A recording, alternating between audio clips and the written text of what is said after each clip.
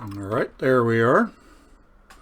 Hello, Aaron Girl and Jonathan. Can you guys hear me and see me okay? Let's do a little bit of a audio video check. Get started early.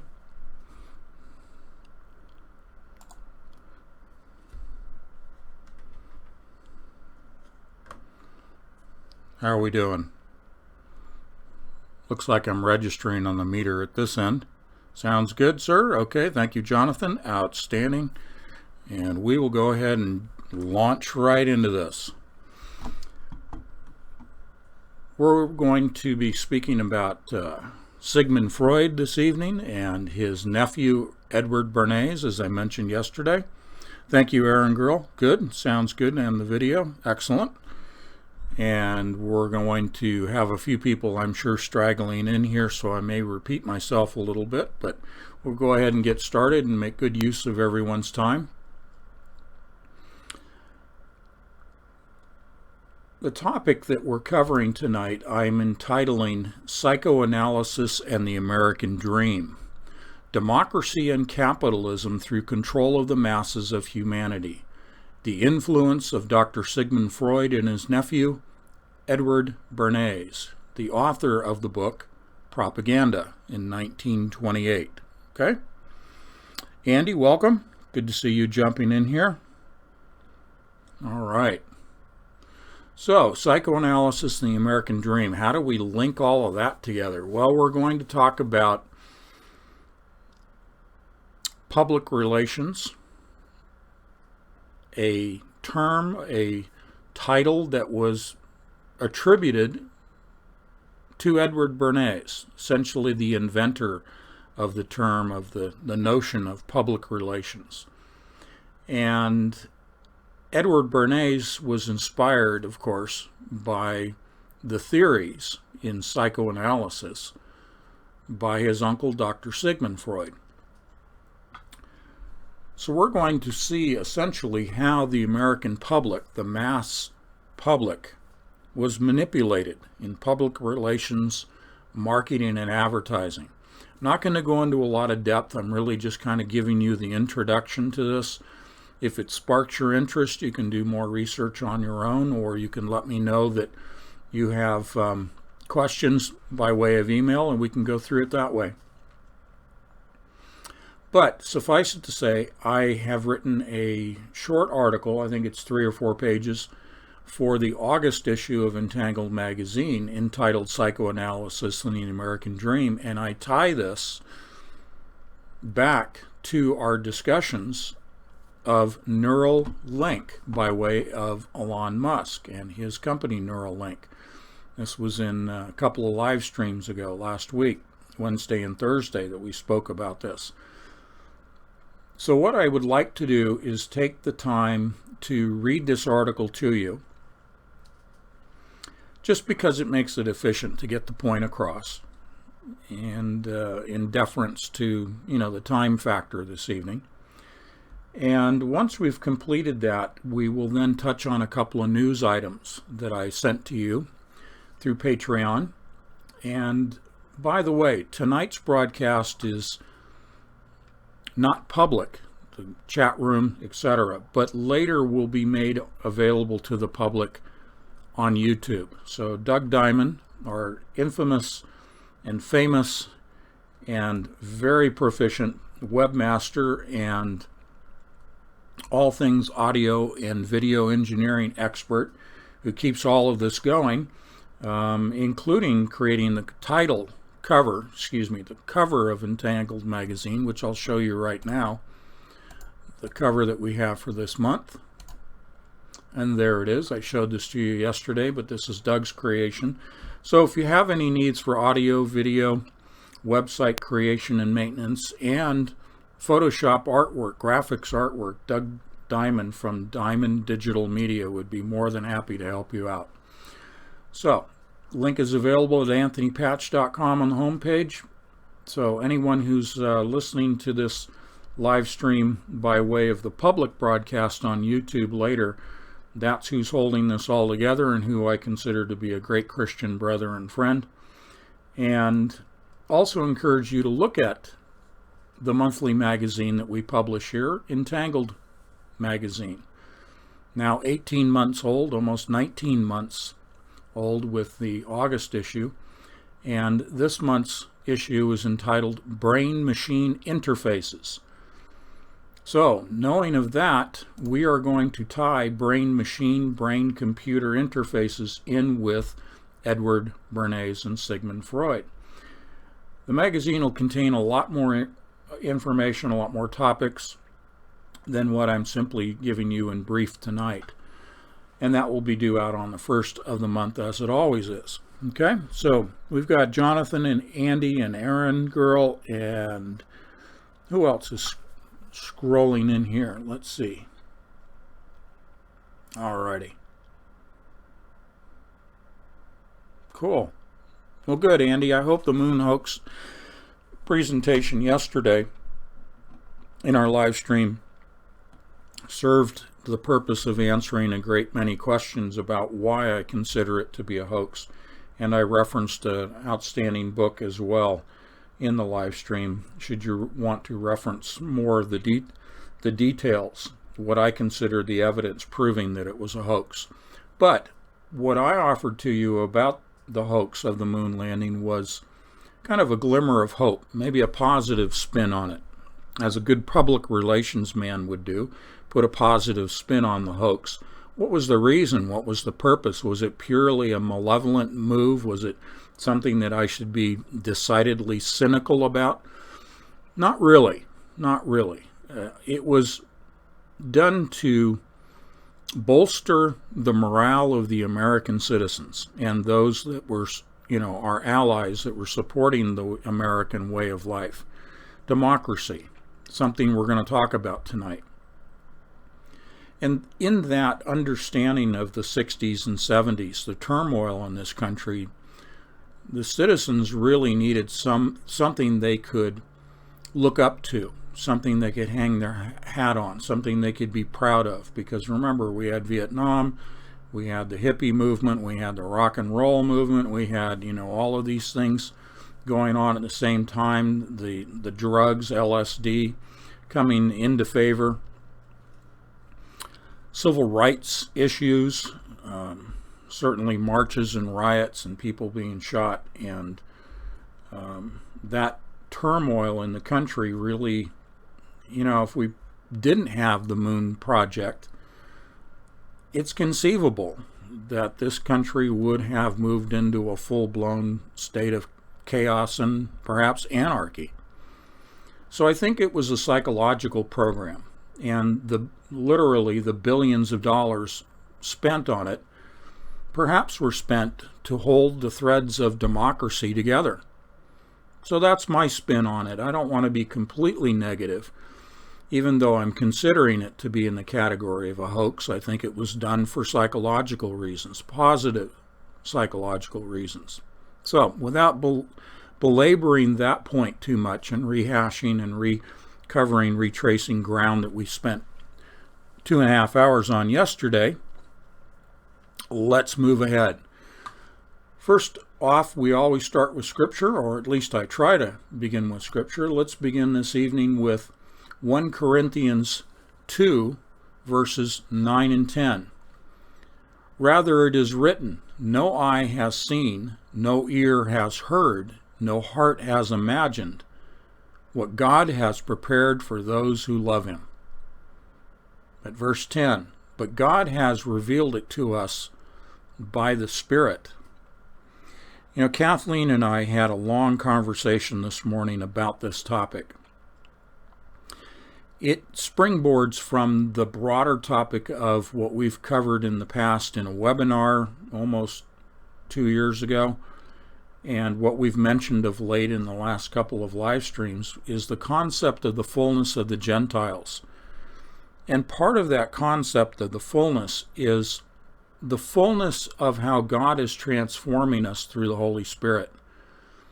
We've made the position that when we examine the evidence of evil and we see the things that are coming upon and coming across this world and across humanity by way of Satan and his minions, The counter to that, and even the surpassing, because it's of God, the surpassing of whatever it is that Satan is doing in this world, by the mind of God changing those that are His, that are found in the book of life, that are His seed. We are Christians. We have stated our belief in the true Messiah, Jesus Christ, who was crucified, who shed His blood for the redemption of our souls, salvation from our sin, justification of us through His blood, who was buried for 3 days and arose, the ascension back to the Father. The gospel, the holy gospel, the truth, the true Messiah. And through the true Messiah and the gifting by way of the true Messiah, the gifting of the Holy Spirit, we are, as the Gentiles, our fullness is the transformation of us. And it is not a New Age concept. This is not, some mystical thing in the sense of New Age, but it is mystical. It is supernatural from God our Creator, that we, as His own, are undergoing in the present a transformation. If you want to call it an augmentation, that's fine. But in order to not just balance, but to surpass the evil that's coming upon the world already, in conjunction with the full armor afforded to us through the Holy Spirit, through the renewing of our minds, through the shedding of the blood of Jesus Christ on the cross, through what I believe is the renewing of our actual DNA through the blood of Jesus Christ, His DNA, we will always rise above whatever Satan is doing to humanity around the world.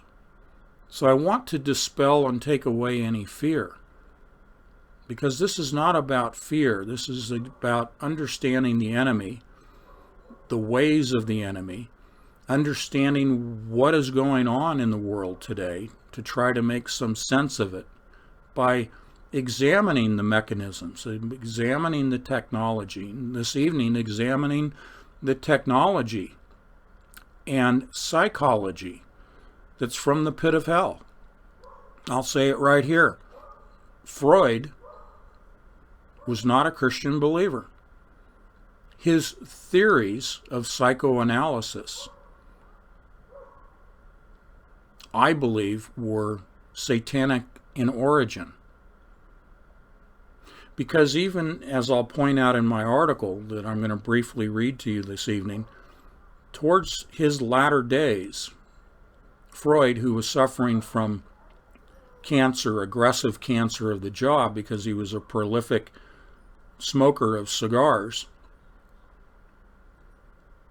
found that he was profoundly pessimistic about mankind and the future for mankind.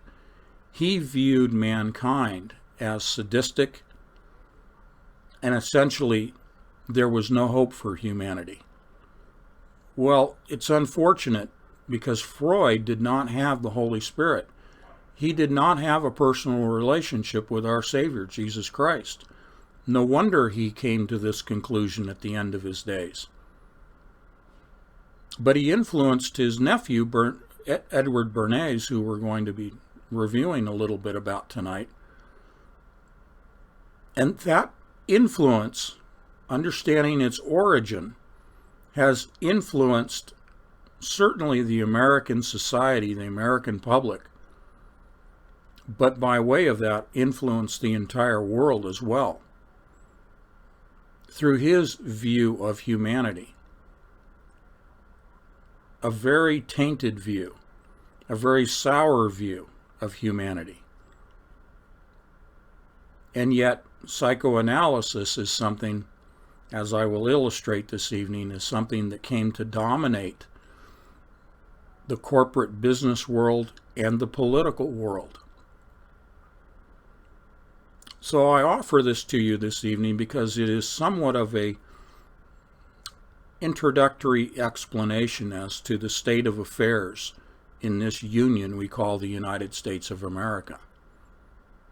But again, 1 Corinthians chapter 2, verses 9 and 10, rather as it is written, no eye has seen, no ear has heard, no heart has imagined what God has prepared for those who love him. But God has revealed it to us by the Spirit. And this is what's happening in these live streams. This is what's happening when you are in your quiet time with the Lord, when you're seeking through the Holy Spirit.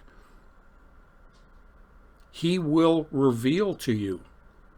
These are the days that the book that was sealed up, that Daniel was commanded to seal up until the latter days.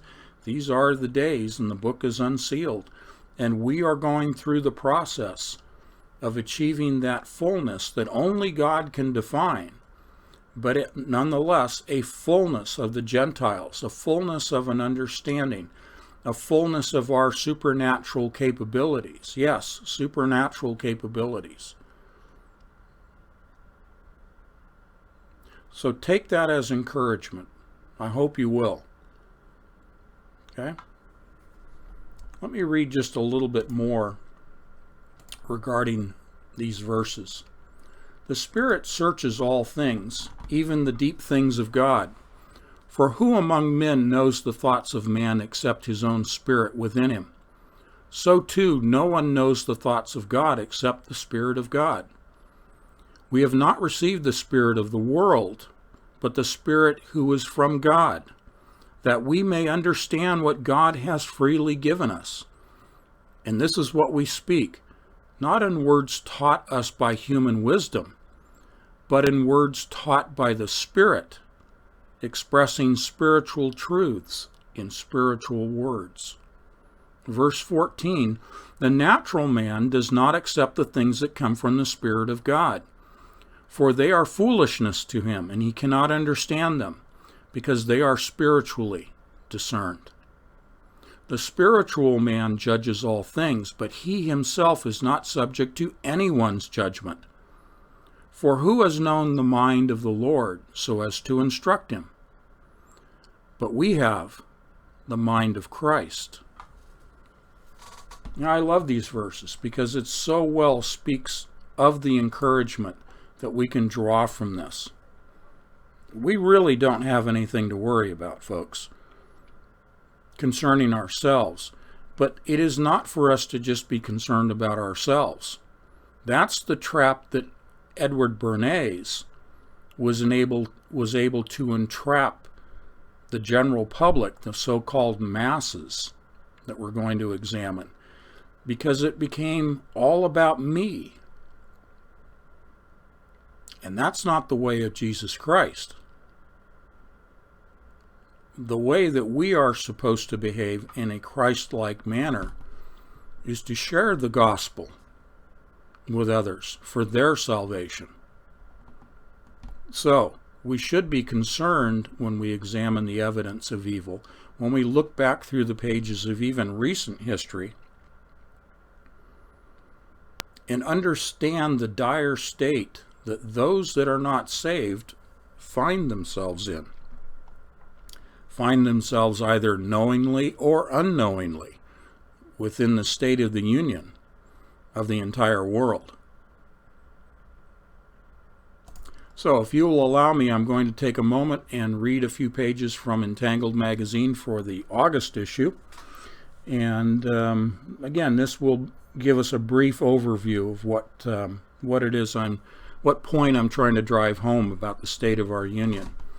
Psychoanalysis and the American Dream. Democracy and capitalism through control of the masses of humanity. The influence of Dr. Sigmund Freud and his nephew, Edward Bernays, author of the book Propaganda, published in 1928. Pardon me, I'm going to move my microphone just a little bit here. Okay. Few are consciously aware of the origins of today's modern democratic society and its attendant capitalist system. This is not a paper in opposition to either component of the present American way of life. It is an examination of the published theories of Dr. Sigmund Freud and how, through his nephew Edward Bernays, they directly influence the nature of democracy by linking the consuming of mass-produced goods to the unconscious minds of the human population. Though not intended as an exhaustive white paper, touch points herein are provided to further the reader's interest and reflection upon the present condition of American society at large. It is from the adoption of a larger perspective the subject of psychoanalysis is applied in gaining an understanding of the resultant control mechanisms found at play today. Following the reading of a general introduction to psychoanalysis provided in return for a gift box of Cuban cigars, Edward Bernays developed his own notions of a new political idea of how to control the masses by satisfying people's inner selfish desires. In essence, make people happy, thus docile. Bernays viewed the masses as prone to their all-consuming self. This has come to dominate the world today. Freud took the position that hidden within every individual were dangerous instinctual drives that needed externally to be controlled. Bernays, driven by his own instinctual greed, saw in Freud's theories an opportunity to capitalize upon them. He knew of propaganda from its use during times of war and sought to use the same in times of peace. However, due to its negative stigma, Bernays changed propaganda to, quote, public relations counsel, or sometimes as, quote, Council on Public Relations. The term public relations was not found in the common lexicon of the early 20th century. Effectively, Bernays both invented and greatly capitalized upon its application within both the private business and political sectors. For what was good for the businessman was found to be as well for the politicians. With the advent of the industrial era, millions of people were attracted to cities for employment. It was within these masses that Bernays found willing leaders of business and government seeking management of the same through the alteration of thoughts. Freud, through his general introduction of psychoanalysis, had gifted his nephew Bernays with direct insights to, and again, according to his theories, the hidden irrational forces alive within every human mind. Thus, both men having taken on a profoundly elitist viewpoint over the masses, created within businessmen and politicians the same mindset. Bernays was, as stated, driven by visions of acquiring great personal wealth by way of manipulating, on a massive scale, the unconscious minds of the people. What he learned from his Uncle Sigmund, there was a lot more going on in human decision-making, not only among individuals, but more importantly, among groups, for it was here Bernays was to apply his focus. Bernays came to understand the commonly held belief in the world of advertising that information and rational decision-making drove buying behavior was patently false. He developed advertising and marketing campaigns designed purposefully to target the irrational emotions of the masses.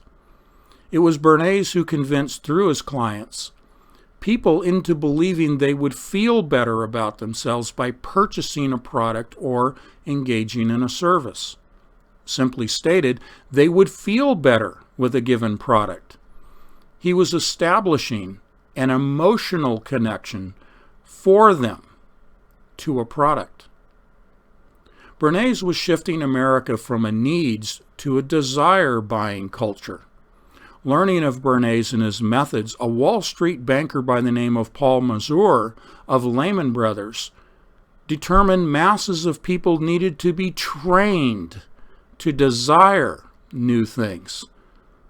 Thus, a new American mentality was being crafted. What Mazur, in collaboration with Bernays, succeeded in accomplishing within the American population was in appealing to their emotional desires, to a near complete overshadowing of their actual needs. And with this, another term came into the American lexicon: consumerism. In the early days following World War I, manufacturers found themselves anxious over the specter of oversupply of their goods due to their successful adoption of mass production of war materials. They feared the public would revert back to their former needs-based pattern of behavior. In Bernays and his use of Freud's psychoanalysis, they found their savior. Using psychology, they came to understand how to appeal to the masses by learning what motivates the human mind. During the 1920s, New York banks funded chains of department stores around America. These were the needed outlets for the mass-produced goods. It should be noted that near the end of Freud's own life, he found himself profoundly pessimistic about the fate of mankind. He viewed man as sadistic and overall, as he put it, a bad species. He, along with Bernays, viewed the mentality of, quote, the mobs being the guiding principles of democracy as simply wrong.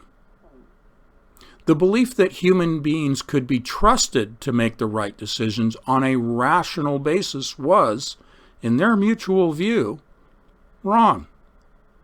It was during these times a prominent political writer of the day, Walter Lippmann, promoted the idea of rethinking democracy itself.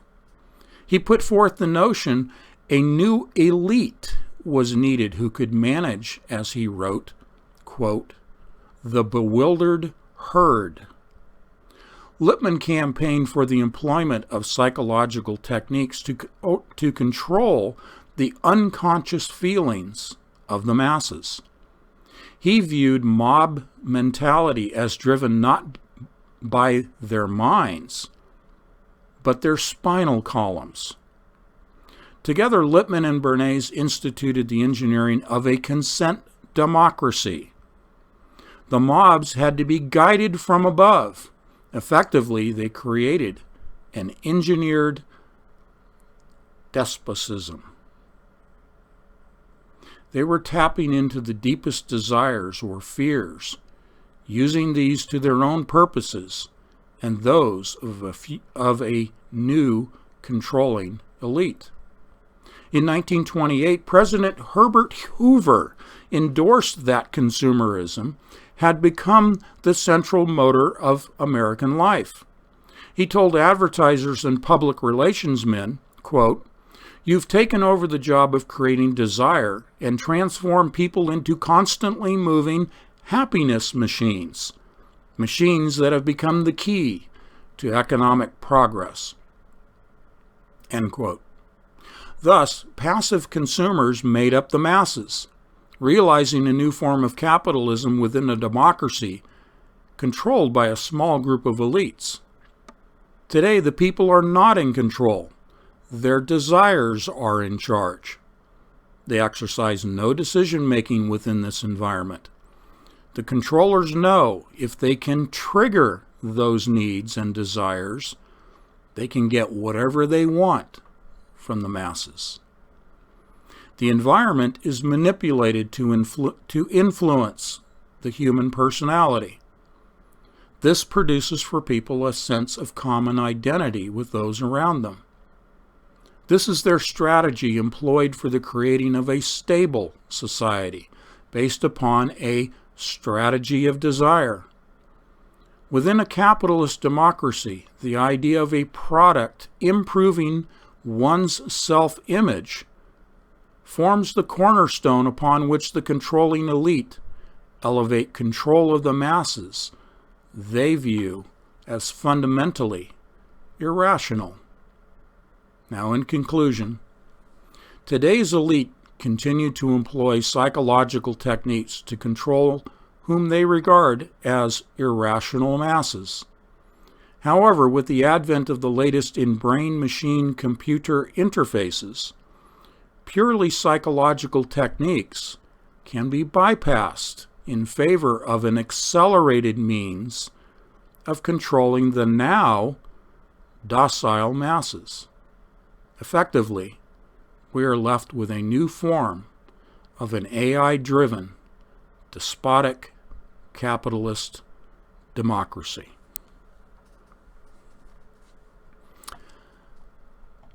Let me check the chat room, see if you have any questions.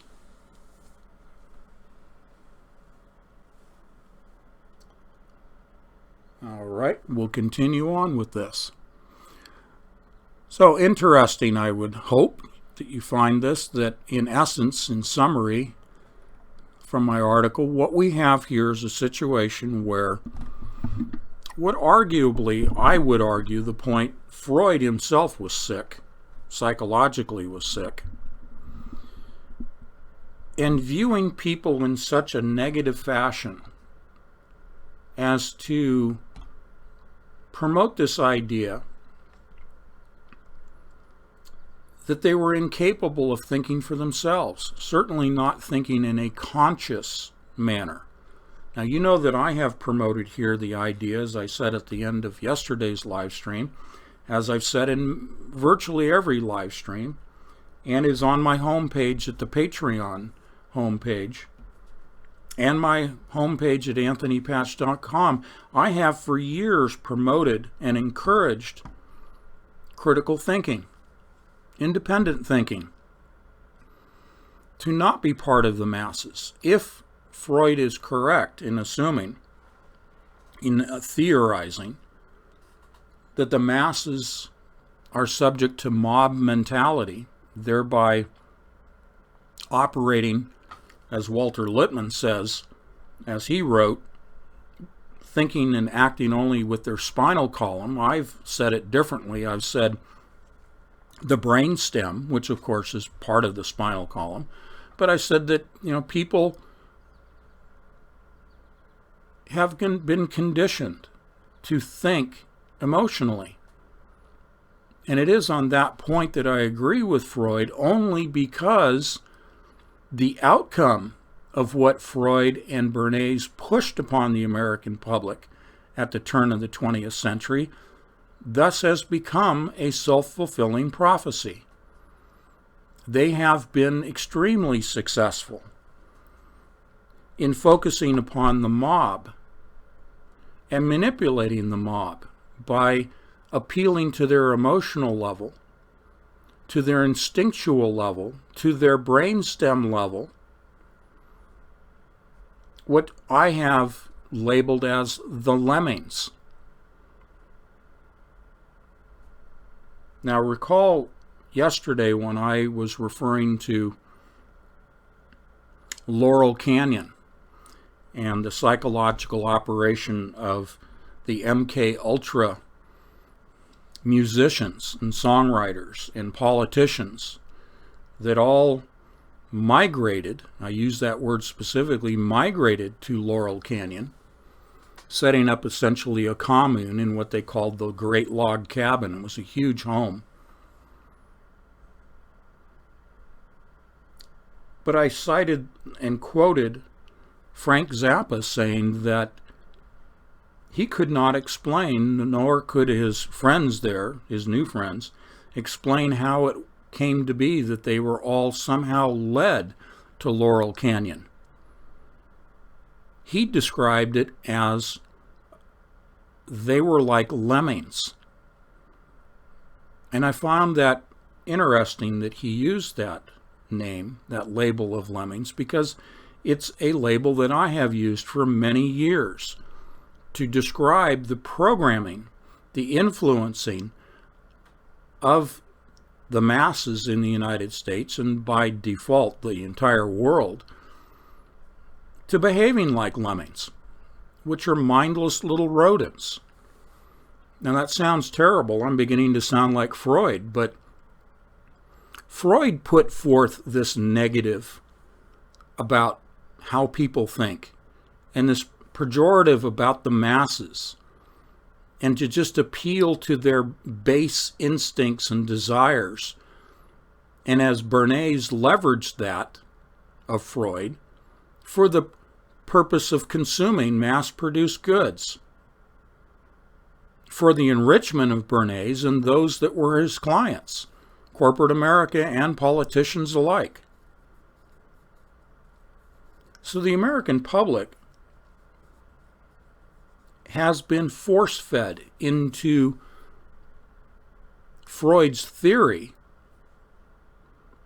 that the human condition is one that is driven by base instincts and is devoid of critical thinking, of independent thinking, that it is mob mentality, and therefore applied into the American society, our way of running our society politically, our Constitution, our Bill of Rights, even back to the Declaration of Independence, life, liberty, and the pursuit of happiness,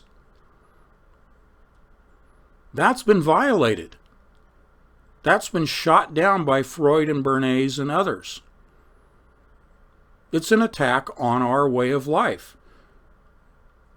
To produce a population that is manipulated as a mob at that mob mentality level. Certainly mob mentality does exist. But the evil in it is to then capitalize upon the natural mob mentality, to encourage it, and to profit by it. To me, that adds up and defines evidence of evil.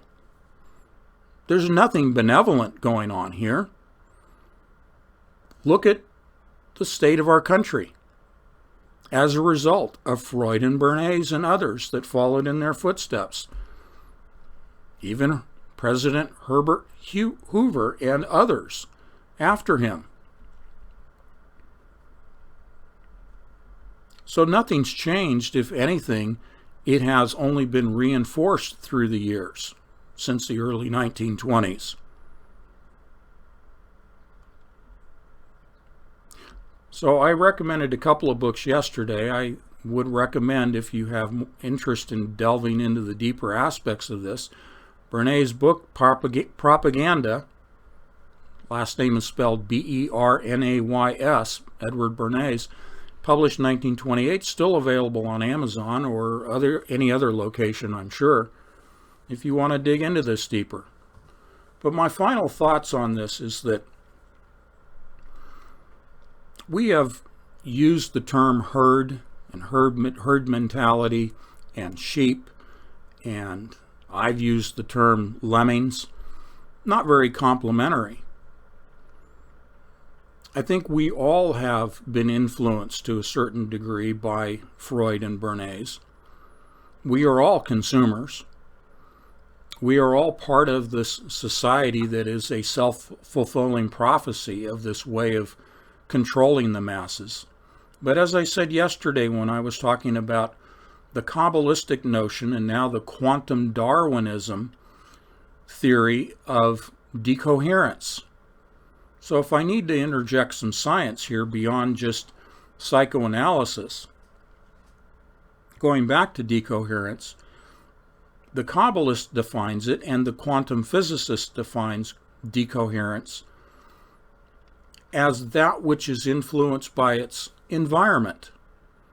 Devoid of the influence of an environment, it remains as an energy wave and does not collapse to a physical form. That's the Kabbalist influencing, promoting, in scientific terms, quantum physics today. So how does that relate to psychoanalysis?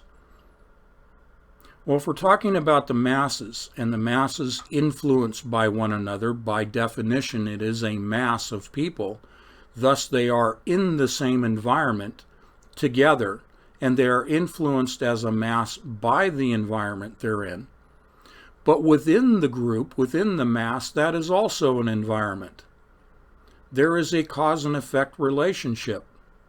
So let me, in my terms, define mob mentality. And that is something that I taught for many years as a paramedic in my last few years as an educator, what I call sensory overload.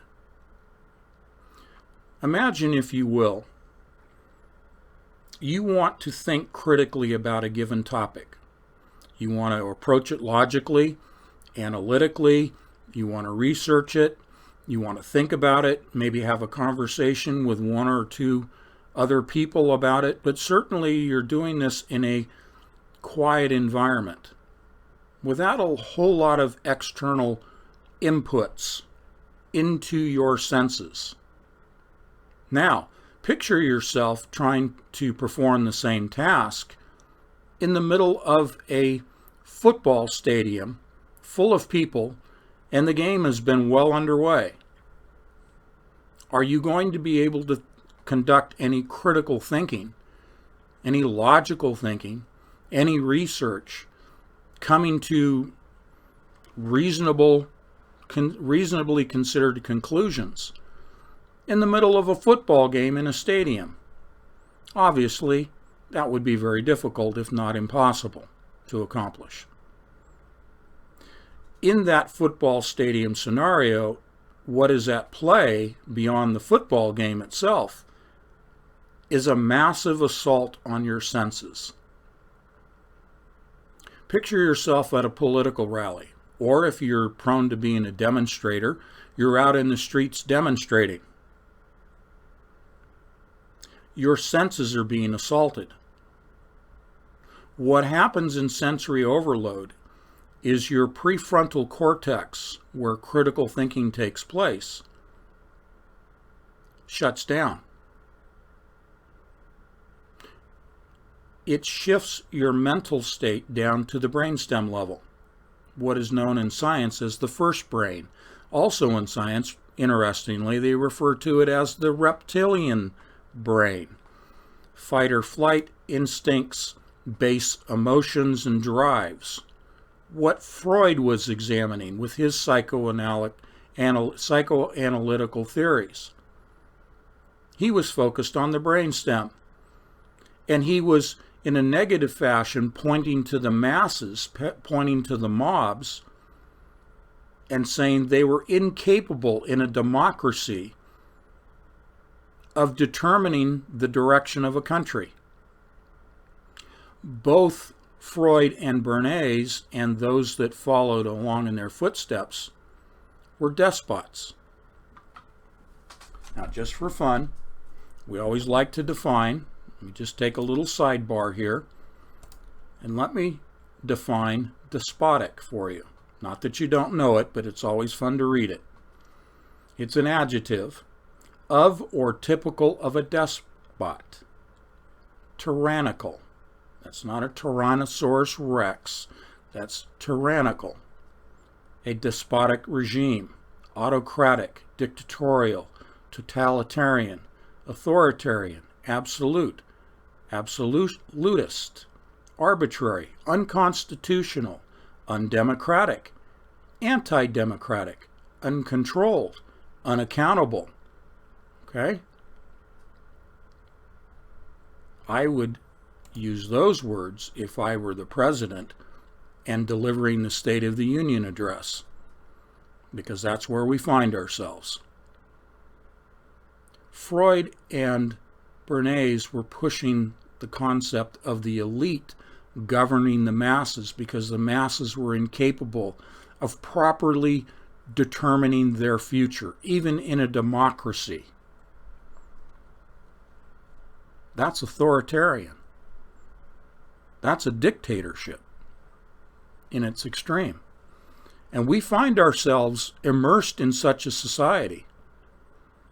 And now with the advent of quantum computing, spawning the advanced levels of artificial intelligence, and all the conversations we've had about those topics, you can now see why I'm devoting the August issue to not only psychoanalysis and the American dream, but to its relationship to AI and its attendant brain-machine, brain-computer linking, as we examined last Wednesday and Thursday with Elon Musk. So, as a backdrop in my final comments on this, and this will be kind of a short broadcast tonight. I do have some news article type things we'll go through after the break at the top of the hour. We'll take our 5-minute break.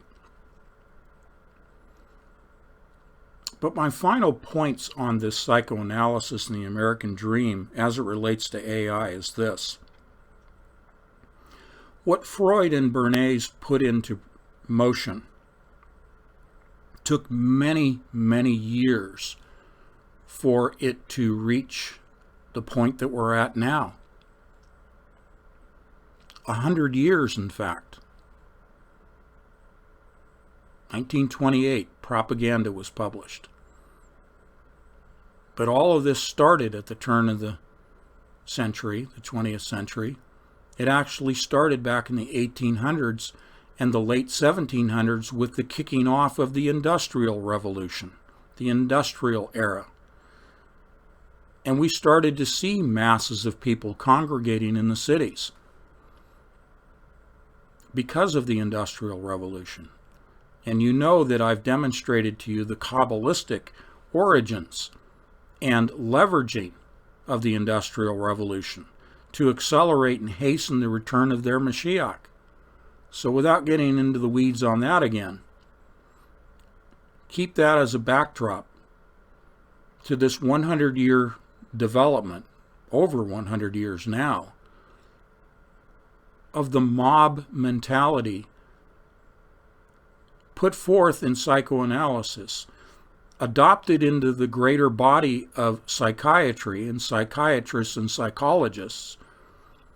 They've all bought into it, promoted it, taken advantage of the fact that people have been congregating in the millions into cities throughout the United States and in other countries.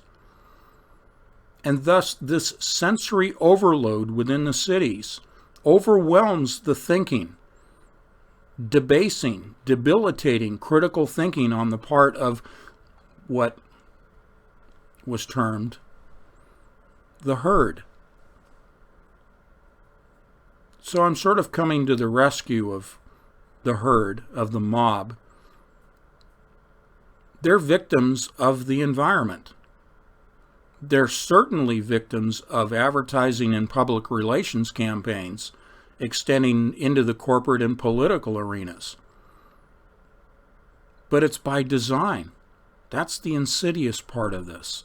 This is the evil part of this. It's by design. Through science. By design. Pushed upon the American and therefore the entire world population. This manipulation of people by their environment who were forced to think the way that Freud pointed the finger of accusation at people, forced to think instinctively at the brainstem level, to move like lemmings, to be easily influenced like lemmings. It's not really the mob's fault. It's not really the herd's fault. The environment constructed artificially around them has pushed their critical thinking down into the brainstem level. And thereby they are subject to mob mentality because of the sensory overload that they experience in the cities. Now, anyone who's not necessarily finding themselves in a mob sort of situation, even if you're living in the city, you're able to, as I said at the end of the live stream yesterday, you can detach yourself.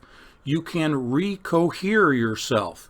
You can gain coherence. You don't have to suffer decoherence because of the environment, which is what the Kabbalists are pushing, okay, through science, is decoherence of the mind.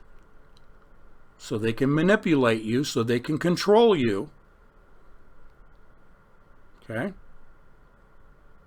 The idea is to lessen the sensory overload that you individually experience. You have control over your environment to a certain degree. So if it's the football game, as I said yesterday and I mentioned just now, turn off the football game. Turn off the basketball game. Turn off the baseball game. Turn off those things that are preventing you at a sensory level from using your prefrontal cortex and thinking critically, thinking independently. When you do so, the result is this. You get a ticket on patch air, and you rise by way of that aircraft to 30,000 feet. You rise above the crowd. You rise above the sensory overload. You see the bigger picture. You see the game board produced by people like Freud and Bernays. You see the game board that's been pushed upon the herd. You realize it's a game.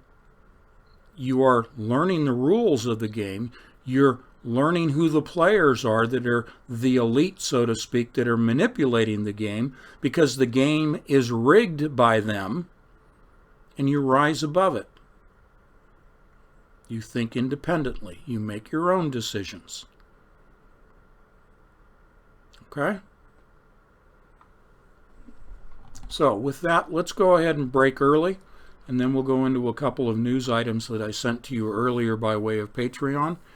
I'll put on some music for us, and we'll all take a little personal break for 5 minutes and rejoin you in just a few minutes.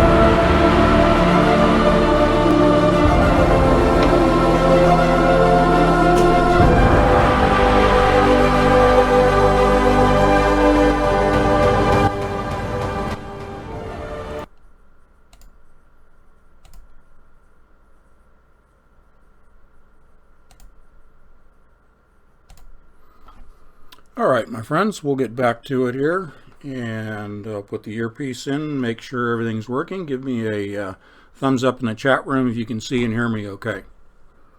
It's a little dark. I'll go turn some lights on, but can you see and hear me okay?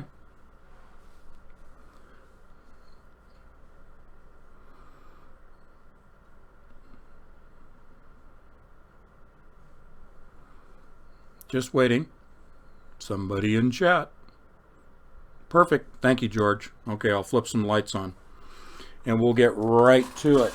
We're going to talk about smart cities. What a segue, huh?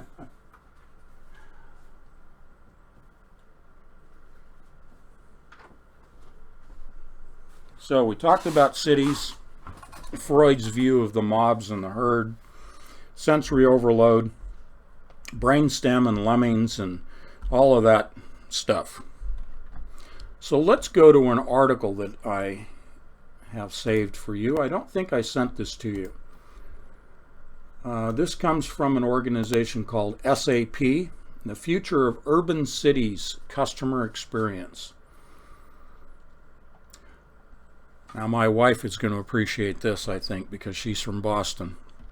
Boston issued a challenge to technologists, scientists, researchers, journalists, and smart city activists to propose ideas that would engage its constituents.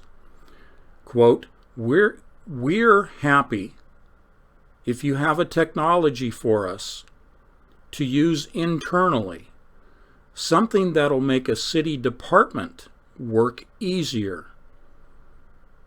The Boston Smart City Playbook states. But we'd be even happier if you were solving problems for residents. So, with the backdrop again,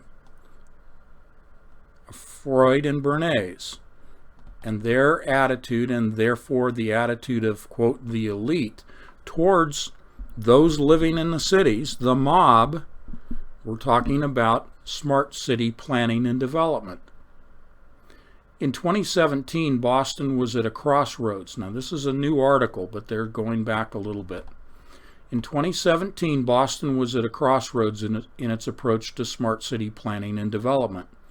In preceding years, it had implemented a number of initiatives to streamline its operations with the data and analytics, which had delivered significant value.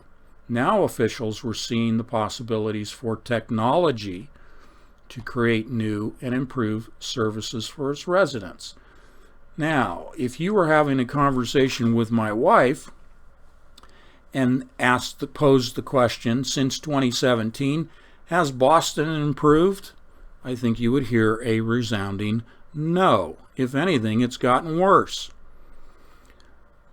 What's relevant to you and I here in this presentation is that smart cities is the new control mechanism. And you already know that from all the things we've discussed over the years. You know that smart cities is just another label for controlling the masses. But now you see where the origins of smart cities comes from. And when I said prior to the break that AI, by way of quantum computing, is now going to do an end run around psychoanalysis, around psychological programs to manipulate the masses, to accelerate the process of controlling the masses. That's what smart cities are all about. Okay? They've succeeded in herding people into the cities, into the millions, providing a more focused control of people because they're not spread out all over the the suburban and the agricultural miles upon miles, the flyover portion, the flyover states of the United States. People are where they can be more easily found and controlled and direct the technology towards. In fact, in this article, they have a photograph of two people with virtual reality goggles on. So within the smart city, they're trying to create this virtual reality and augmented reality environment. to draw people into the technology. You see, they don't need psychology anymore. They have technology. They don't need the long, slow, deliberate process of marketing and advertising, of pushing people slowly but steadily into the direction of being consumers, and consumers of targeted products. Targeted products because those in the elite have a vested interest in the sale of their products and services. And so people were psychologically influenced through their emotions to become emotionally attached to product and services. That's a long process. Now bring in the Internet of Things, the Internet of all things. And I'm leaping ahead again to the August issue, the linking of the minds to the machines. And not just with virtual reality goggles and glasses, not just with an augmented reality environment, but a direct connection between the computer and the mind by a physical connection, which we elaborated on Wednesday and Thursday of last week.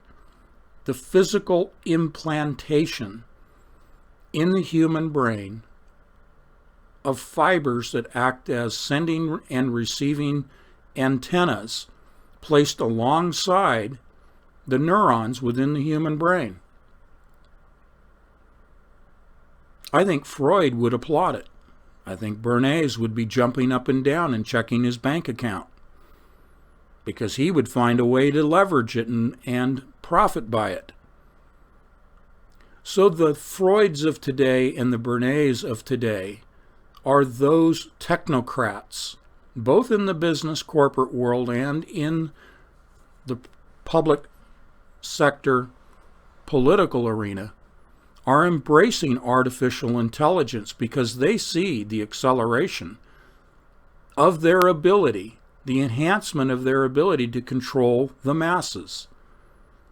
So as I read a few more excerpts from this article, I won't read the entirety of it, apply our technique in critical thinking of reading a propaganda piece, a fluff piece, and applying the technique of 180 to turn their words around, thus revealing the truth of what is really going on here.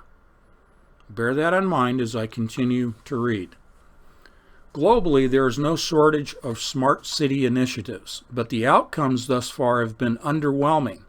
Very few sustainable, repeatable solutions have emerged to improve the way people interact with their cities as physical or social spaces, or to redesign urban life in any fundamental way. Boston's reality check and call to arms was perhaps a good start to redirect and re-energize its efforts toward local business people trying to keep up with digital disruptors. So, they're listing the digital disruptors here. For example, commuters struggling with parking and transportation. I'll tell you from my personal experience as well as my wife's, the number one problem in Boston is commuters struggling with parking and transportation. That transportation system is completely broken.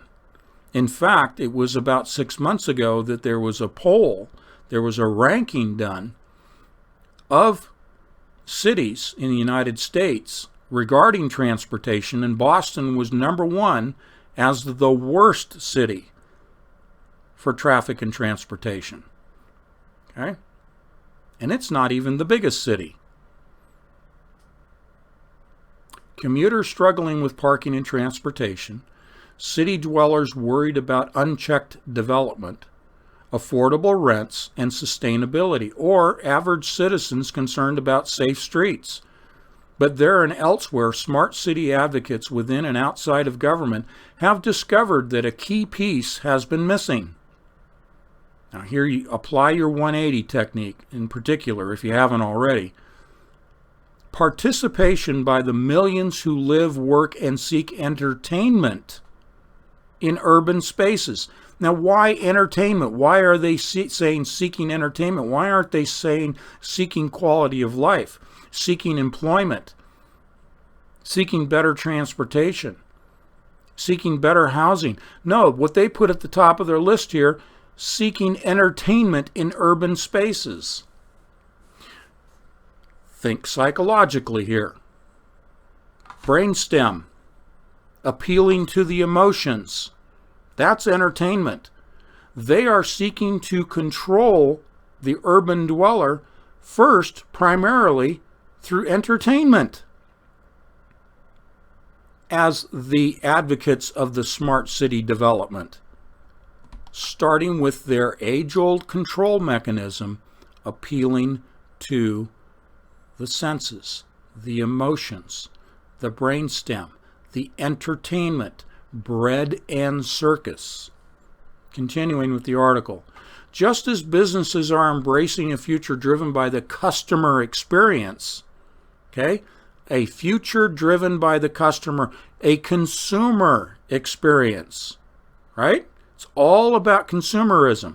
See, I don't have a problem with consumerism in its essence, capitalism in its essence. I think capitalism's the best thing that we have amongst the choices we have. Is it the ideal? Is capitalism utopia? Certainly not. But it's the best system we have to work with right now in the beast system that we're fully immersed in. But see, they're putting customer experience here. Entertainment and customer experience are the two top tier labels that they put out. Why? Because that's how they control the masses. Through entertainment, which is distraction, no critical thinking when there's entertainment, it's sensory overload, and customer experience, consumerism, just like Herbert Hoover stated. Consumerism is the motor of the progress of the U.S. economy. Okay, without that, the country folds up because that's the way it's structured today. Continuing, cities need to develop a collaborative, responsive, and personalized urban experience with their constituents. Our citizens demand that we make use of the latest technology for their benefit. Okay, take that and 180 it. Our citizens demand. Why are citizens demanding? Because in the Hegelian dialectic of problem, reaction, solution, the demand is the reaction to the problem artificially created by the elite.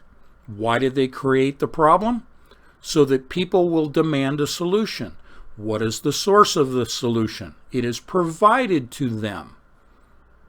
The solution is provided to them when they demand it by the elite, by those in control.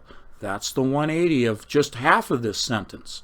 Continuing the other half, that we make use of the latest technology for their benefit. Their benefit. The masses? No. Technology for the benefit of the elite, because technology is the control mechanism of the masses.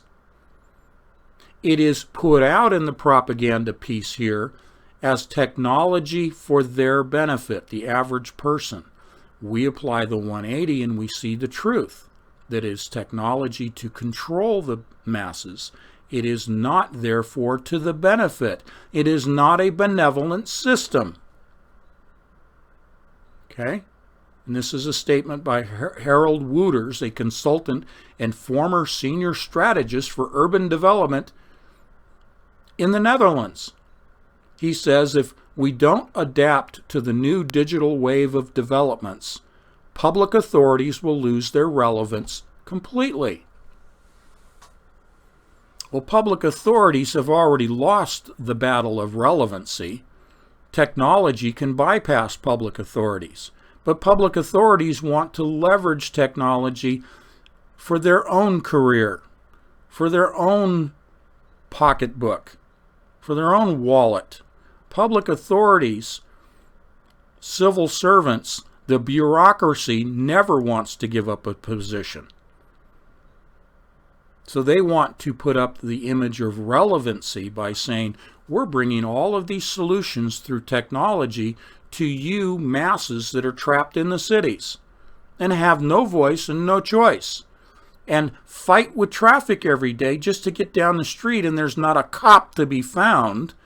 Therefore, people drive any way they want to, literally driving through red lights, literally cutting people off, all of the horrible, nasty things you can think of in terms of the horrors of driving in a downtown environment goes on blatantly because law enforcement is not enforcing the laws that are on the books. It begs the question, why? Why are law enforcement officials who answer to City Hall, why are their hands tied? Why are they not deployed out there enforcing the laws and making the streets safer and making it so that the city's traffic can flow, which would boost the economy, boost the standard of living, just by solving the traffic problems? Why are law enforcement officials having their hands tied behind their backs? Because it serves the problem, reaction, solution scenario of the elite. Solution is mass transportation, isn't it? Solution is self-driven, autonomous vehicles, taking the driver out of the equation, taking the automobile out of the equation, forcing people not only into the cities but into urban transportation. This is not life, liberty, and the pursuit of happiness. This is a violation of our Declaration of Independence and the Constitution and the Bill of Rights, plain and simple. That's what you see when you apply the 180 to these statements that I've just begun to read to you. This is what happens when you're on patch air at 30,000 feet. You have the broader perspective and you see the game board and you understand how the game is being played. I'll continue with the article. But cities must take a more proactive, sounds so warm and fuzzy, must take a more proactive approach to advancing this future, instead of waiting, as they typically do, for citizens or businesses, especially tech companies, to bring ideas forward. Just as businesses are shifting from delivering end products to providing open platforms, where customers can co-develop and use products and services and access relevant data and interact directly with each other to create their own value. Cities will need platforms to collect input, including data, from their population and use it to co-design new ways to live, work, and do business. I need to stop there, okay? I may end up reading most of this to you. I'm sorry. I'm getting agitated with this because it is such propaganda. Let me extract a couple of things for you. Cities will need platforms to collect input, including data, from their population. Well, aren't they already connecting us to everything and already collecting our data? We have spent several issues of Entangled Magazine talking about data and information. Data is worth more than gold. I've published that fact. It's certainly worth more than gold, than crude oil and refined fuels. Much more valuable than diamonds. I wrote a whole article last year about De Beers and the false valuation system they created for what essentially are worthless stones. There's no shortage of diamonds. It's artificially shortage induced because they're stored in De Beers warehouses. It's all manipulated. It's all engineered. This is all well thought out. Not perfectly, but it's thought out ahead of time by the elite. This is all manipulation. Collecting data because it's the most valuable commodity on the planet, which leads to probabilities of human behavior, predicting human behavior. That translates to control of humans. And then predicting. Prediction is actually the most, as I have published and spoken about, predicting the future is even more valuable than the data itself. And most don't realize that. Because if you can predict the future, not only can you control people, but you control the system of commerce, you control the system of economies, you control the system of wealth building, if you can predict the future. That takes us all the way back through the centuries to geomancy, the art of divination, practiced by the kings and queens. Divination ensured the integrity of their leadership, their royalty status, ensured the increase in the treasuries. The fighting and winning of wars was all through predicting the future, folks. And none of that has changed. It is all the same. The only thing that has changed is technology has accelerated the process by which you divine, you predict the future. It's still geomancy, whether it's a classical supercomputer or a quantum computer. It's just an acceleration of the ancient dark magical practices of divination. So the most valuable commodity on the planet is the production by way of data of predicting the future. Okay? So it's nonsense when they say in the smart city initiatives that they need to collect input and data from their population and use it to co-design new ways to live, work, and do business. The translation of that is control of the populations. Co-design means we're going to tell you where you're going to live, in what you're going to live, how you're going to get around, and what it is you're going to do to earn a living, and what your life is going to look like. That's what co-design, new ways to live, that's what it means in this propaganda piece. It says here, continuing, they will have to master the quid pro quo, as companies are doing with their customers. They, meaning the cities, the employees of the city, doing business with their customers, and deliver value in the form of greater responsiveness, personalized experiences, inclusiveness, and community connection. Let's break that down. Deliver value in the form of greater responsiveness. When have you ever seen a bureaucratic entity be responsive? Personalized experiences. When's the last time you had a personal rather than an impersonal experience with a bureaucrat? Inclusiveness. That means you have a voice, and a voice that is actually valued by the city fathers, the leaders, that you're included in the process. No, 180 that. Technology is excluding you from having a voice. And lastly, and community connection. Well, you know what? Maybe I'll give community connection to them, because they want you to be connected to the hive mind. They want you to be part of the community, part of the Borg collective. That's what community connection means.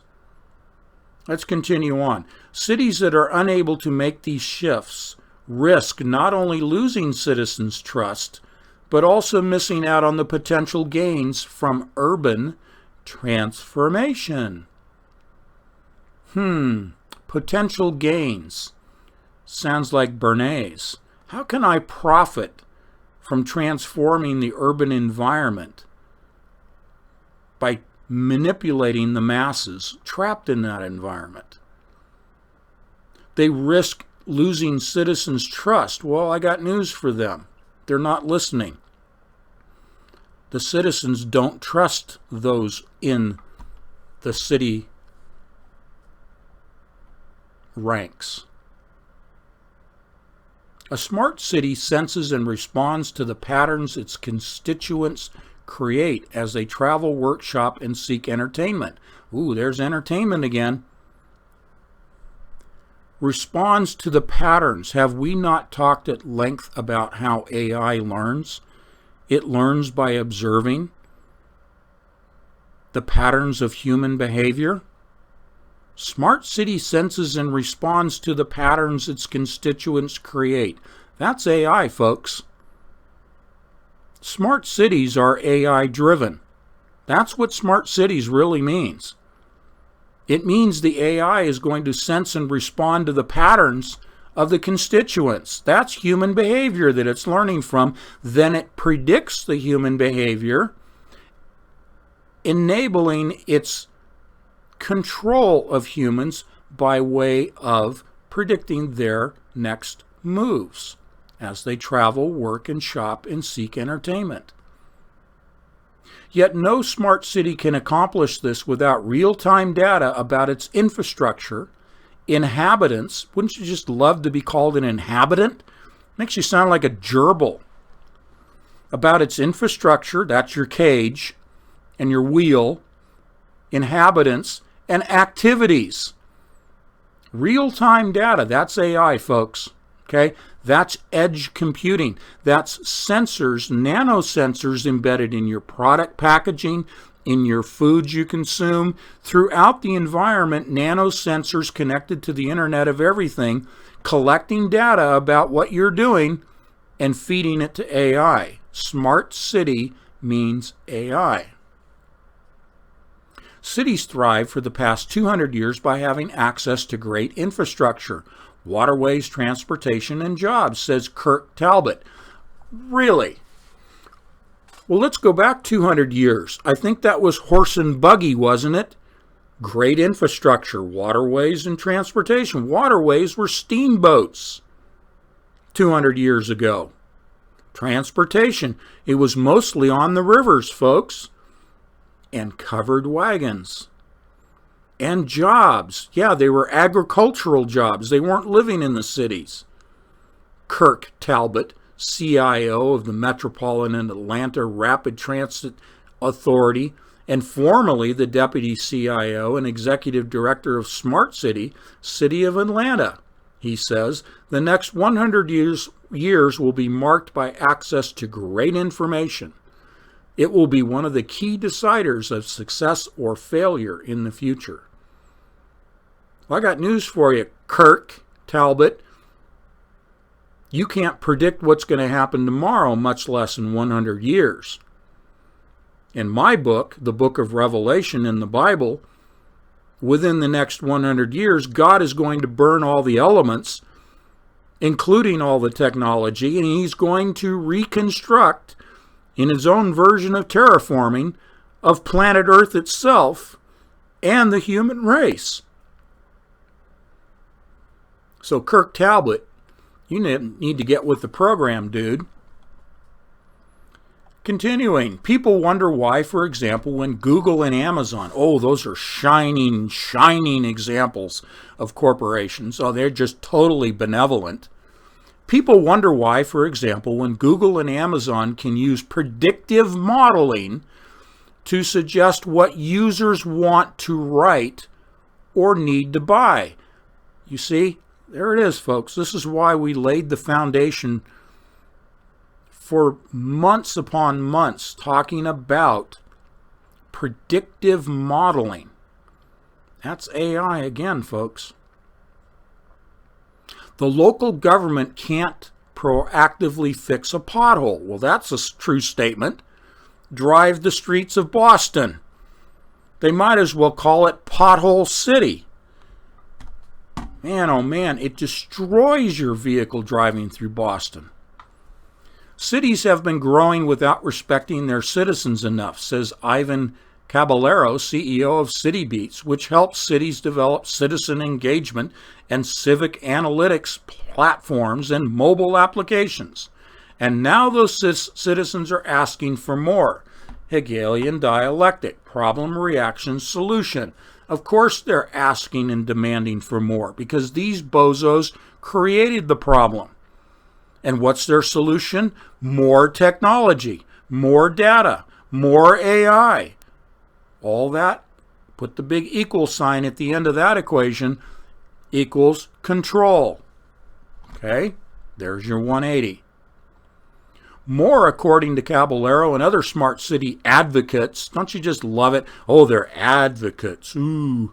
Meaning having an environment that citizens can shape to their benefit with data. Well, let's see, if we're gerbils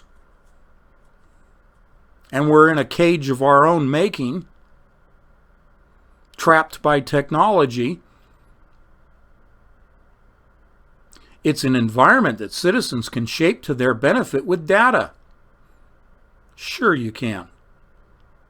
Whether they are actively contributing their opinions about plans for a new neighborhood development or passively providing their vehicle location data for the city to manage its traffic signals.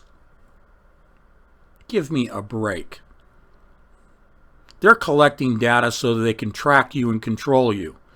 I'll tell you that if the city of Boston is collecting data from vehicles to manage traffic signals, get rid of the computers and put a traffic cop at every intersection, every freeway on-ramp and off-ramp. It would be a lot cheaper than all of this data collection you're doing. You could hire thousands of traffic management people to stand out there and direct traffic. What a concept. Something they did 200 years ago, folks, with horse and buggies. All right, let me skip through some of this other nonsense. I don't know if I can stand to read any more of this. It's so aggravating. If you want the link to this, let me know by email and I will send you the link to this most aggravating article. It is pure propaganda.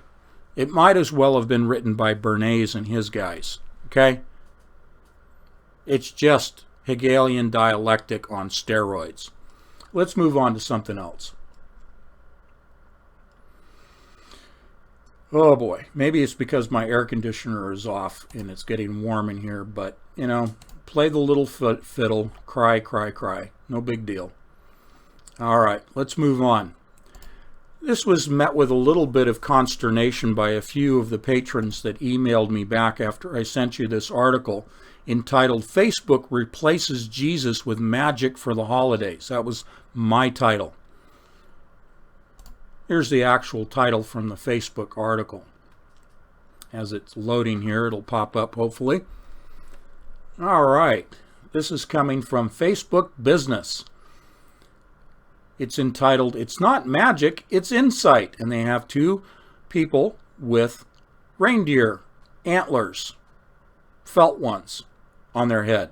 Well, they're red. Antlers aren't red. Why are they red? Well, I'll tell you why they're red. Because those are not antlers. Those are devil horns. If you're going to say the holidays and not Christmas, and you're going to say the holiday season is driven by magic, well, magic's straight out of the pit of hell. So I'm sorry, those are devil's horns on their heads, not reindeer antlers. Insight, Illuminati. Insight, Lucifer. Okay, I'm just taking this apart real quickly. I agree, as some of you have written to me and asked me about my position on Christmas.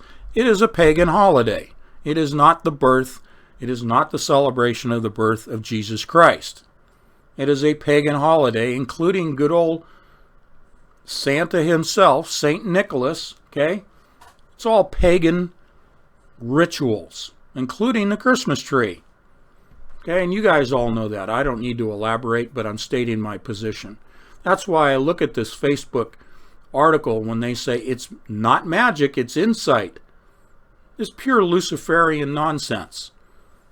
And heaven forbid, and I say that on purpose, heaven forbid this Facebook promotion of getting your act together early for the holidays, for being a good consumer. Heaven forbid they would even cite the name of Jesus Christ and use, instead of holiday season, Christmas, because that's just too Christian, even though we as Christians know it's a pagan holiday. Okay, enough of that nonsense. Let's go to something else. Let's go to Netflix. By the way, Netflix, in the last, I think it was the last quarter I was reading today, lost something like 166,000 subscribers, and their stocks plummeted on the news, something like 10% in valuation. Because people are recognizing that Netflix, for the most part, has a lot of really sick programming, their own original programming. Apparently, they spend something like $16 billion in original productions, original programming. And I got to tell you, Netflix, not only what they offer really is basically just sick and perverted, but their selection is very limited. And a lot of just old movies. And, you know, Kathleen and I don't have a lot of time to watch movies, but when we look at what's offered in Netflix, because this article popped up today that was sent to me by one of our patrons, called The Great Hack, an original program by Netflix itself. I sent this to you to watch the trailer. And this is concerning, you know, the whole controversy about and the exposure of Cambridge Analytica. And that was Facebook, so I'm segueing from one Facebook article to another. You already know everything that this movie is going to present in The Great Hack. Cambridge Analytica and Facebook and the selling of your private, supposedly, ostensibly, your private information to third-party vendors like Cambridge Analytica, who then, as a broker of what was supposed to be private data, broker your information out to manufacturers, suppliers, business people for the promotion and sale of their products to you. Again, think about Freud and Bernays, consumerism. Okay?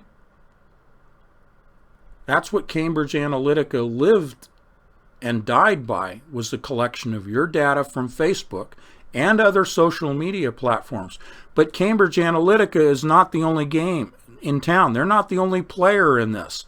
They're just the ones that fell on their sword in a very public way. And so that's what this movie, The Great Hack, is about. I haven't watched the movie. It's enough to look at the trailer. It's old news to you and me.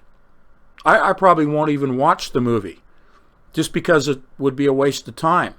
You and I are so far ahead of the curve because of what we've been conversing about in science and technology, examining the evidence of evil. We're so far ahead of this movie that this may as well have been published 10 years ago. It's such old information. And I haven't even watched the movie, like I said. It's just looking at the trailer, you get the gist of it. You know that there's no privacy. You know that everything has been hacked, and it's not even hacked so much as it is the system is designed this way. I've shared with you over the months and the years that Facebook, Google, Amazon are all products of DARPA. They're all DARPA programs. And by that, they are intelligence community programs. They are military intelligence community programs. They are government-funded programs. That's how they got their start. And the joke is, you know, today there's the article that Facebook was fined $5 billion. Well, they make something like $315 billion in revenue annually. So they were fined $5 billion because, you know, they violated the users, the Facebook users' privacy. That's what The Great Hack is about. Isn't it funny that this promotion on Netflix of The Great Hack comes out the same day that Facebook was fined $5 billion. The news came out. Maybe it came out yesterday, but it's close enough, okay? Close enough for government work, let's say. There's no hack. This is a system, this is an engineered system. Social media set up by the government. That's not conspiracy theory. Those are bona fide factual statements from evidence. So let's go to 30,000 feet. Let's pull back from all of this and say, why is the great hack even allowed to see the light of day? Why are they even talking in a negative way about Cambridge Analytica and Facebook? Why? What purpose does it serve to the controlling elite? And I'm using the word elite because this is what Bernays and others labeled the controllers. We're really talking about the financiers of the world. And behind that, the Talmudic Kabbalists. Okay, just to be very summary in explaining the layers of control. Being very succinct in that description. But the point here is, why put out such a movie? A quasi-documentary. It's in the genre, according to Netflix's own category. They put it in the category of documentaries. And they say this movie is controversial, provocative, and cerebral. Oh my. Oh my. Lions and tigers and bears, oh my. We're in the Wizard of Oz. We're laying down in the field of poppies and falling asleep because we're the masses. We're the herd. From 30,000 feet, to what purpose does it serve to put this out? Purposes of the elite. Problem, reaction, solution. It always comes back to Occam's razor, the simplest solution. Okay? Problem, reaction, solution. Is their MO, their modus operandi, through the years, even through the centuries. So they're creating the problem by saying, hey, you guys heard about Cambridge Analytica. It was in the mainstream propaganda news. Right? Okay, so you heard about this. This is a familiar topic to you. So guess what? We're going to talk about it because we want to stir you up again. The mainstream propaganda news stirred up the masses by breaking the story. Now they're going to stir up the masses again. They're reminding the herd that there's a problem. It's called privacy. That's why they call it hack. Because, it was kept private, but it was hacked into. It was stolen. Your privacy, your private information was stolen. You were violated. What's your reaction emotionally? You've been violated. See, they're hitting you at the emotional level, the Bernays level, the Lemming level. Hack is a trigger word. I read to you in my article for Entangled Magazine in August, the word trigger. You see, in mind control, MK Ultra, Bluebird, anything you want to talk about in the world of mind control or brainwashing, there are trigger words, aren't there? Well, this is what is done on a massive scale, is to trigger. Hack, like conspiracy theory, is a trigger word. It hits you emotionally. You are repugnant to the phrase conspiracy theorist. Okay? That shuts down all critical thinking on the part of the receiver who's labeling you as a conspiracy theorist, when you're really a conspiracy researcher. So the word hack is a trigger. And people emotionally respond to that. Yes, I've been violated. So that's the reaction. What's the solution? Well, maybe I'll watch the movie to see if they present a solution. Because the solution that I have pointed out to you, which is not hard to figure out, the solution to the perceived notion of violating the privacy of your private information, the hacking, the solution that the elite offer is already on the table and has been for years. It's called blockchain.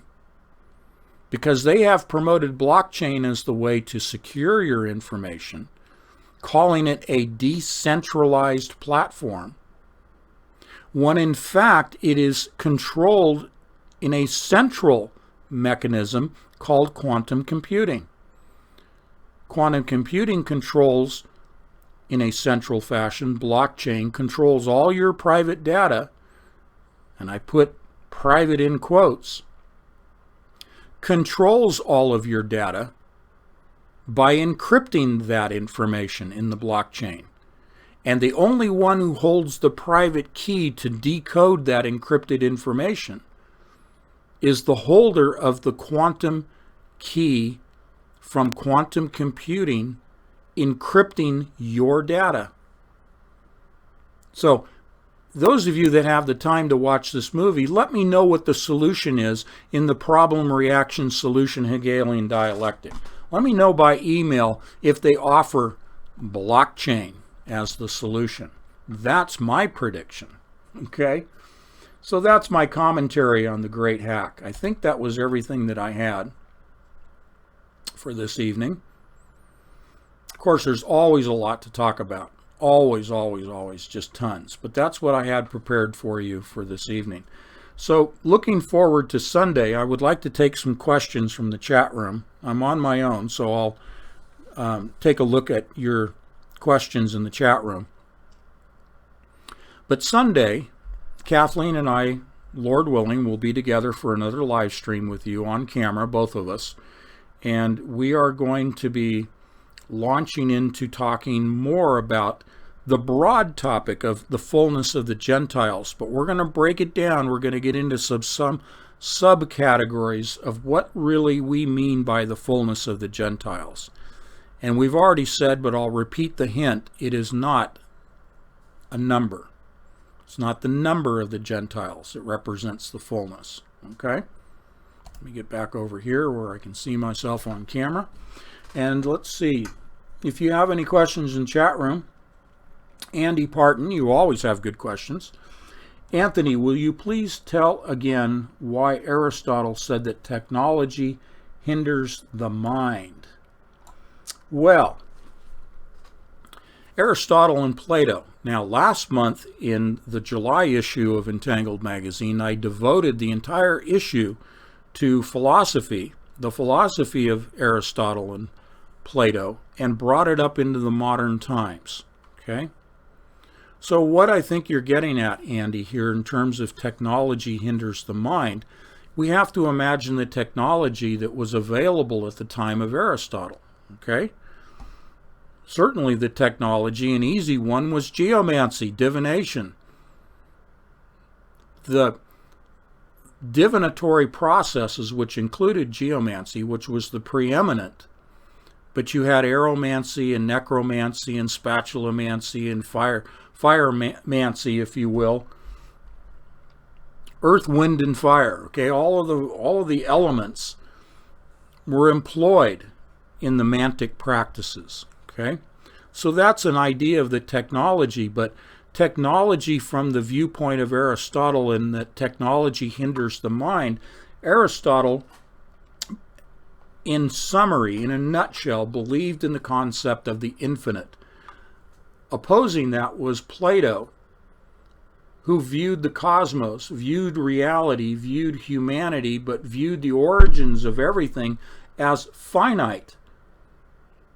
And it is the Plato viewpoint of the finite that science uses, for example, at CERN, in saying that they are trying to discover the origins of the universe, the prima materia, the singularity, okay, through their collisions of particles.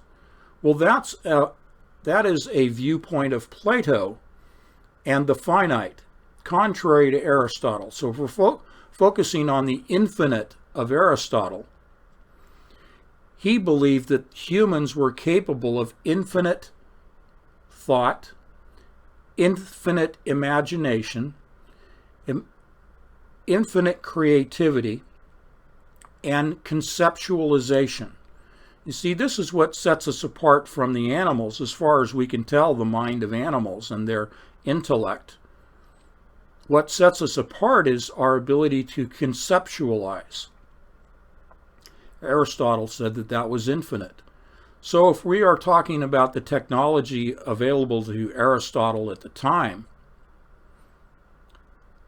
he was viewing man as being limited by technology, because technology, just like CERN, technology, geomancy, and the other mantic practices, because divination was the preeminent science of the day, predicting the future was the focal point of all of the scientific disciplines of the time of Aristotle and Plato. Their science focused on that, meant that technology represented by the mantic practices were finite, just like the perspective of those at CERN seeking the singularity. That man's ability to predict the future was based upon a technology that itself was finite. Finite because it relied upon numbers. Numbers are not infinite, according to Aristotle. Plato saw numbers, mathematics, as finite. You could always arrive at an exact solution, a final solution in mathematics, according to Plato and according to Pythagoras. But according to Aristotle, mathematics was also limited in the way that man employed mathematics, because in the ability of the human mind to infinitely conceptualize, mathematics was infinite. In the mind of the human, mathematics was infinite.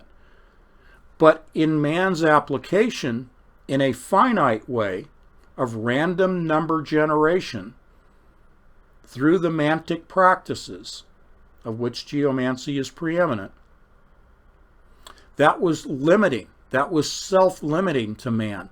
Thus, the technologies of the day, the mantic practices, being finite because of the limited mathematical 16-figure system, and that 16-figure system in geomancy, the maximum number, the finite number of permutations, meaning combinations of the 16 geomantic figures, had a finite endpoint, which was 65,536 permutations of the basic 16 geomantic figures. The technology of the day, therefore, was limiting. It was finite. It was limiting man's, according to Aristotle, infinite capability to conceptualize everything, including mathematics. So I hope that answers your question. Excellent question. Okay, let's go here and let's see. Let me back up a little bit. Let me get back to Andy's question so I can see where I left off. If I miss someone, just email me later, okay? Or put it up again and with my name highlighted. Alrighty, let's see.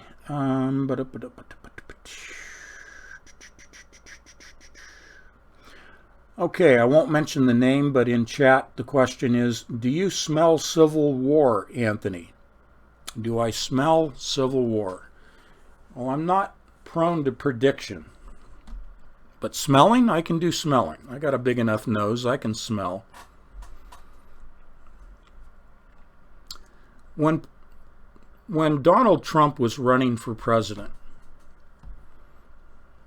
my first reaction to his running for president was that I labeled him the agent of disruption. Problem, reaction, solution. Certainly, he has divided the country rather than bringing it together. And I'm not taking a political stance. I'm not left, right. I'm not Hillary Clinton, Donald Trump, or anybody else, okay?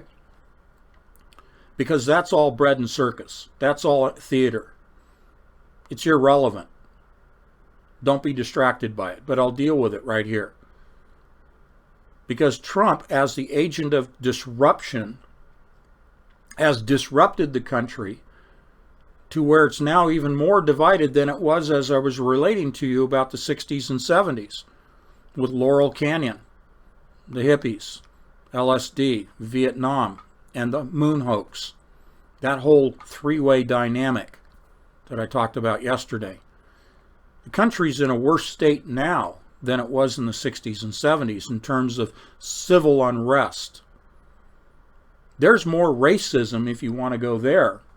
There's more prejudice if you want to go there. There are more special classes of people today. There's more division into multiple camps, but in general, two camps. The left-right paradigm of the theater. Remember, in theater, there are two masks. There's the smiling mask, and there's the frowning or crying, distressed mask. In theater. Two theaters, two camps in the theater, two masks, two divisions. Politics is all theater. Are we on the verge of civil war? Let me put it this way. If, and that's a big if Israel as the Zionist state, I'm not talking about the Jewish people, the Jewish race, I'm talking about the state of Israel, the political entity Israel. If Israel is to be the, quote, timepiece of prophecy, I will say that because the United States and Israel are politically joined at the hip, economically, therefore, joined at the hip, and quickly, theologically, becoming joined at the hip because of the actions of the Kabbalists in this country. If Israel is the timepiece, if true war, let's just say the war between Israel and Iran, which then pulls in Russia, pulls in Turkey, pulls in NATO, if that war, preceded by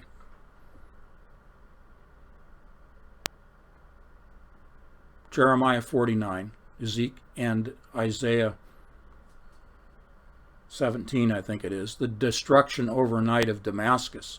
Let's make a fine point to this. If we see the destruction of Damascus overnight, which I believe will be by tactical nukes deployed by Israel against Damascus, I'm really hesitant to even be predictive. Let me just say I would expect, my conjecture, my theory, is that in this country of the United States there will be widespread civil unrest. Does that mean civil war? I'm not going to go that far. Widespread civil unrest, I believe, will ensue. And I'll make it very simple. Why? What's the cause? What's the precipitation? What's the catalyst? It's the word nuclear. If Israel goes nuclear, and I apologize for my California, some people have lambasted me about this, my pronunciation, because I'm from California, of nuclear, I'm almost sounding like George Bush. Nuclear, if there is a nuke attack, the psychological effect upon the worldwide population, but obviously talking specifically in this case about the U.S. population, the psychological effect of the word nuke or nuclear against Damascus or anyone else. Iran by proxy because of the 100,000 some Iranian troops that are in Syria.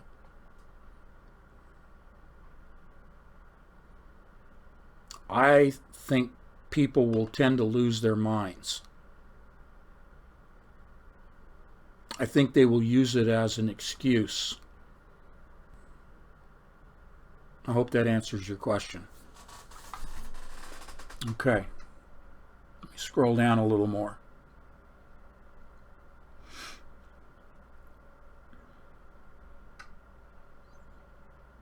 Better change our cruising altitude. It's getting crowded. I'm hearing 30,000 feet a lot lately. Okay, Jonathan. Let's go to 40,000 feet. Remind me in the next live stream on Sunday that we're flying at 40,000 feet. Okay. Someone mentions the revelations about the pedo stuff in amongst some other subjects. Jeffrey Epstein, I guess the story came out today that he was found nearly unconscious in his cell. The whole story, I think it's for another time. It's for its own live stream. Maybe Wednesday I'll cover the whole pedophilia, Jeffrey Epstein issue. But I'll preface it by saying this in an encapsulated form. Ask the question, why would somebody in his position, as it's been portrayed,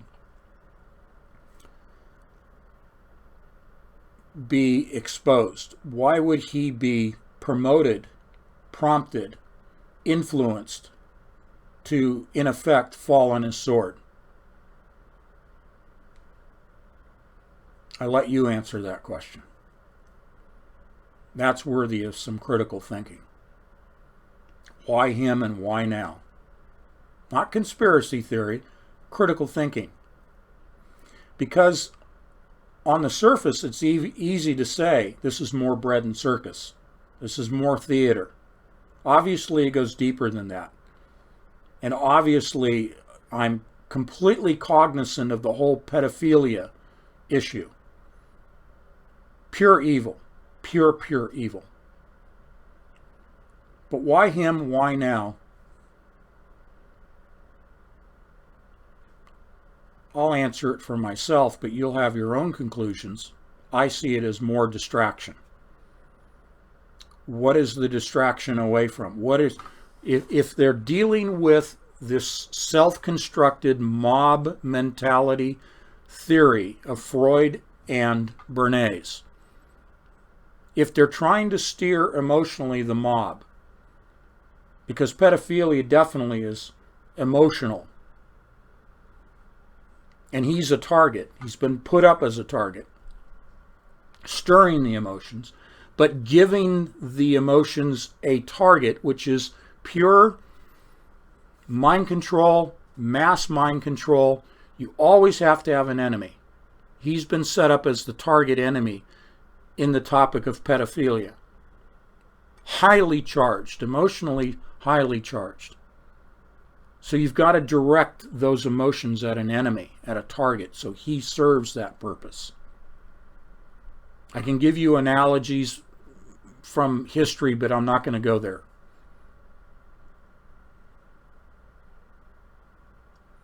He is distracting the mob mentality, and I'm sorry that I'm using that phrase. They're distracting people away from Israel, away from the Kabbalist agenda here in this country. You and I have spent a lot of time conversing in conversation about Kabbalah. We've been revealing the agenda. I'm not saying we are the cause of Epstein being put up as the target now. We don't have that big of a voice. But there are others like us that have been talking about Kabbalah and have been talking about Israel and the Zionist agenda. I'll offer this to you. Perhaps There's enough that has been stirred up about Kabbalah and about the Zionist agenda that they needed a distraction. And they sure brought a big one up, didn't they? Perhaps. I don't know. But it is perhaps they don't want the public paying that much attention to the negative aspects of the Zionist agenda, driven by way of the Talmudic Kabbalists in this country and in Israel, because we are joined at the hip. Okay? I just offer that to you.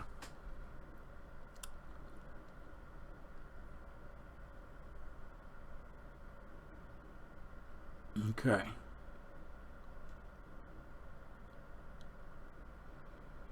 Alrighty. Well, it is 2 hours, and I always try to be very respectful and cognizant of your time, so I'm not going to drag this out tonight any longer.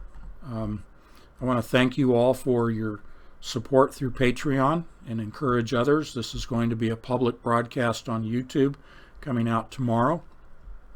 So I'm encouraging folks that if you want to hear more information like this, become a patron. You will have access to 18 months of live streams 3 times a week, 2 hours, sometimes 3 hours per live stream. You have 18 months of archives of Entangled Magazine, every edition, monthly edition. Tons of information.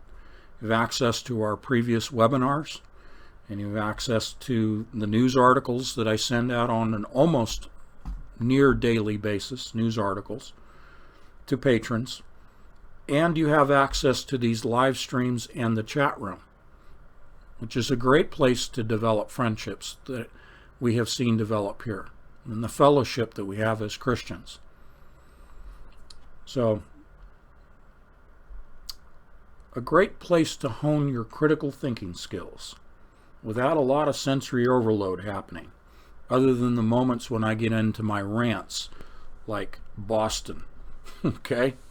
So thank you again. Appreciate all of your friendship, all of the information you send through emails, all of the prayers you send our way. Definitely this is spiritual warfare, and that is a topic that we have promised to you to devote a live stream to, Kathleen and myself talking not only about the fullness of the Gentiles, but one that is devoted to spiritual warfare. And I just wanted to let you know we haven't forgotten about that. There's just so much. I mean, we try to pre-plan out several live streams in advance what we're going to talk about, and then do the research for each one of those live streams. So we like doing the research. We like being your researchers and reporters. So thank you very much for that. And with that, I'll leave the chat room live for 30 minutes, as we always do. I'm going to shut off the camera and microphone here, but I want to say God bless you all and thank you for your friendship and your fellowship. Good night.